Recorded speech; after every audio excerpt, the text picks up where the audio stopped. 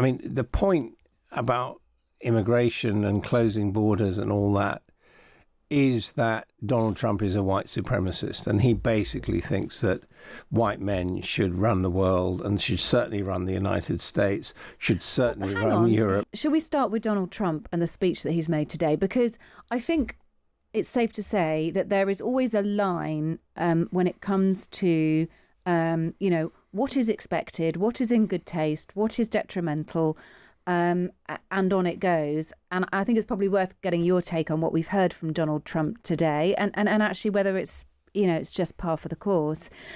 He made his big address to the UN today. It was the General Assembly's opening day, catching all the headlines, as you'd expect. He told the Assembly that Europe is being invaded by illegal aliens and blamed political correctness for a lack of intervention on migration. It's time to end the failed experiment of open borders. You have to end it now. See, I can tell you. I'm really good at this stuff. Your countries are going to hell. In America, we've taken bold action to swiftly shut down uncontrolled migration. Once we started detaining and deporting everyone who crossed the border and removing illegal aliens from the United States, they simply stopped coming. They're not coming anymore. We're getting a lot of credit, but they're not coming anymore. And that's Donald Trump there. Your overall thoughts on Donald Trump's address to the UN General Assembly, Adam? It, of course, went much further than those words. Well, there are a lot of thoughts. I mean, one is that it was basically rude and insulting to the United Nations, which is meant to be about nations coming together, where his message was basically, America's brilliant, we're doing fantastic, everyone else, you're on your own. And, the only other sort of leaders that treat the United Nations in that way are dictators like Colonel Gaddafi and, Fidel Castro and stuff like that. So, we should recognize it for what it is, beyond the pale of what had hitherto been acceptable diplomacy. But Donald Trump, we have to accept, has moved the line on that. The content, of course, is highly questionable. Most of the claims he made about the American economy, for example, are not true. But America is still the dominant economy in the world, so he can, if he wants, throw his weight around. Almost the most interesting thing I found about it was his sort of sidebar about the United Nations and about how when he was in construction, his contract was rejected for restoring the United Nations, which sort of explained why he has such animus against the UN, because he said himself he likes doing business with people who like him, who he likes, and people who come up against him. He takes it out of them even 20 years later, arguing over, the quality of the flooring in the UN. I know, yeah. Yeah, although I have to say, it seems to me beyond the line of coincidence that the escalator failed just as he and Melania were getting on it, and that his teleprompter failed. And I think if that was people working in the United Nations, it was a bit pathetic. Yeah, Katie Balls, in her piece overnight, UN staff members joked that they may turn off the escalators and elevators and simply tell him that they'd run out of money, so he had to walk up the stairs. Yeah. Well, if they did that, I think it was a mistake, yes. and he kind of laughed it off. Although, as you've already heard, he has withdrawn from major UN bodies such as the World Health Organization and UNRWA and UNESCO. So, United States is supporting the UN less, not just in words, but in deeds as well.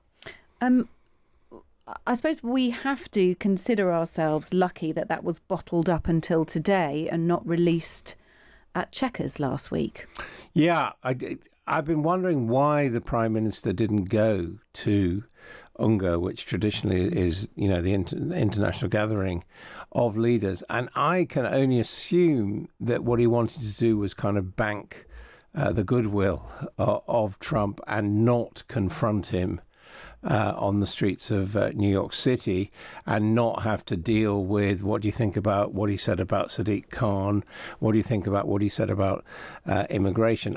The point about immigration and closing borders and all that is that Donald Trump is a white supremacist, and he basically thinks that white men should run the world and should certainly run the United States, should certainly run Europe. He hasn't just got white men in his administration, has he? He's got a few white women. Well, he's got Prakash Patel. Yeah, He's not how a many white man. African Americans has he got? A few. Yeah, exactly. And the message is always there.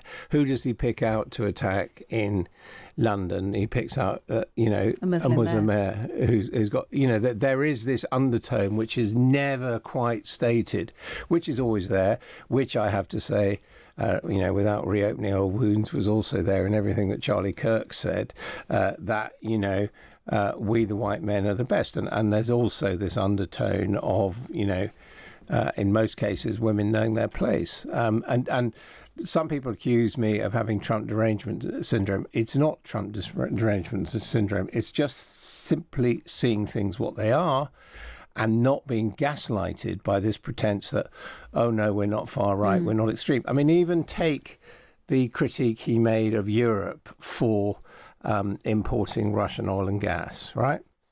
Who is importing Russian oil and gas in Europe? Hungary. Hungary, and it's like a quiz round in here tonight. Hungary and Slovakia, Yeah. and they are the allies of Donald Trump in Europe. So but isn't the argument that we're importing Russian oil second hand, so it is going through other nations? The main people who are Europe? recording it are Donald Trump's biggest allies and admirers in Europe. Right. So it just all gets a little bit circular, doesn't it? I'm not going to do anything about Russia because what Europe's doing. And actually, guess what? It's my friends, Orban, who is a friend of Russia, who's importing it. I mean, the amount of grifting and gaslighting which is going on from the American administration is just quite extraordinary. Let's talk about London and just focus on what he had to say about London heading for Sharia law. And I have to say, I look at London, where you have a terrible mayor, terrible mayor, and it's been so changed. Now they want to go to Sharia law, but you're in a different country. You can't do that. Both the immigration and their suicidal energy ideas will be the death of Western Europe if something is not done immediately. This cannot be sustained. Well, let's speak to Andy Sylvester, London editor for The Times. Andy, evening. Evening. Trump's feeling towards the London Mayor Sadiq Khan is no secret. He's now on the world stage making these claims, which will be lost on many people, actually. Is this damaging for Khan and, in turn, then the reputation of the UK? I don't think it's necessarily damaging for the reputation of Khan for Sadiq Khan's electorate, who are voters in London, who've re-elected him twice. But does this kind of information, and frankly misinformation, do down the United Kingdom and London's reputation on the global stage? It does. You don't have to spend a tremendous amount of time in the United States before, especially in a role as London, to spend time with even the Americans who dare to come here, who are convinced that London has become some sort of crime-ridden hellhole where you have your watch chopped off your arm outside your Mayfair hotel. It isn't that, as anyone who lives here knows. The claims today were described, obviously, by Sadiq's team as bigoted. I think, going off what Adam just said, I think, there is clearly animus between Sadiq Khan and Donald Trump. And it all goes back, of course, to a very large baby, which was floated in Parliament Square in 2018. Well, that was the blimp, wasn't it, above London? And of course, it was quite interesting that Donald Trump is talking about what's going on in London, but he didn't visit it when he was here last week. He did not. And I dare say that there are official reasons for that, relating to security and the fact that Windsor is easier to get to and get out of. He did stay at the US ambassador's residence, but it was sort of a fly-by-nighttime operation, wasn't it, that one, on his first night here? So he did, which is next to the Regent's Park Mosque, which is perhaps what's convinced him, because he seems to just imagine that the thing he sees first thing out of his window is the entirety of human experience, that London is turning into a sort of theocratic Islamic state. It isn't. I think it's worth saying that there are Sharia courts in the United Kingdom. There are some in London. You can quite literally Google them. They tend to deal with things like marital disputes, but they have no legal standing. They have no role in United Kingdom law. And for the sake of clarity, Sadiq Khan is not moving London towards Sharia law. This is a man who leads pride marches and is probably more fairly criticised, frankly, for occasional virtue signalling on what one might describe as a little bit woke causes than he is moving us towards militaristic Sharia law. I mean, I'm not even sure. I know he goes to mosques as he goes to churches or other religious places, temples as well. But is he actually a practicing Muslim? He describes himself as a Muslim, and I'm not going to get into whether or not he's practicing and how many times you have to pray to become a practicing Muslim. He says as a lapsed Catholic, whatever that means. But one thing is clear, he has not been a mayor, I don't think it's fair to say, that has prioritised the needs of the Muslim community, for instance, over any other BAME community. He has, as you say, visited and been a huge part of the communities across London. He has hit back when there have been criticisms of quote unquote no-go areas, which is another common talking point of the MAGA right, that, Whitechapel is somehow off limits to anyone with white skin. And this war of words has just continued, as I say, since that blimp.